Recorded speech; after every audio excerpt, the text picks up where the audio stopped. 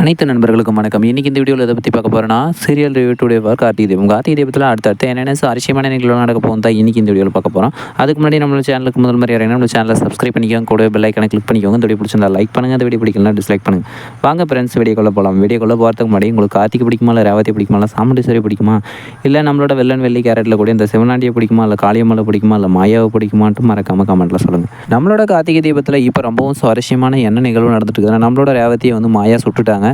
கொல்ல முயற்சி பண்ணி சுட்டதுனால வந்து ஆப்ரேஷன் தேட்டரில் போயிட்டு முக்கியமான ஆப்ரேஷன் பண்ணணும். ஏன்னா அந்த ஆப்ரேஷன் பண்ண தான் ரேவதியோட உயிரை காப்பாற்ற முடியும்னு சொல்லிட்டு டாக்டர் சொல்லிட்டாங்க. அதுக்கு வந்து ரேவதிக்கு வந்து பிளட் அதிகமாக லாஸ் ஆகிருக்கிறதுனால என்ன பண்ணிட்டாங்கன்னா, பிளட் தேவைப்படுது. அந்த பிளட் குரூப் வந்து ரொம்ப ரேரு, பாம்பே பிளட் குரூப்பாக. அந்த மாதிரி இருக்கிற ஒருத்தரை தான் கூட்டிகிட்டு வரணும். அது வந்து ரொம்ப ரேராக இருக்கிறதுனால எங்கே தேடியும் கிடைக்கல.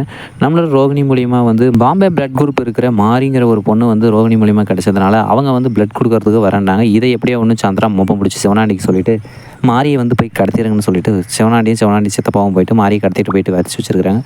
இப்போ வந்து ரொம்ப நேரமாக வந்து கார்த்திக் ஃபோன் பண்ணி அவங்க எடுக்காதனால சிவனாண்டி மேலே சந்தேகப்பட்டு போயிட்டு சிவனாண்டியை அடி வெளுத்து வாங்கி அவங்க சித்தப்பனையும் அவங்களையும் மாரியை காப்பாற்றிட்டு வந்து நம்மளோட ரேவதியை வந்து காப்பாற்றுறதுக்காக போயிட்டுருக்கிறாங்க.